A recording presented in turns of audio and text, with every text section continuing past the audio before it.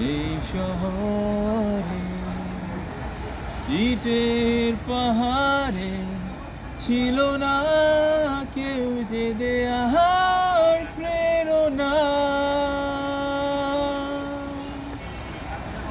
যন্ত্রে বাঁধা মন ছিল ক্লান্ত অসহায়,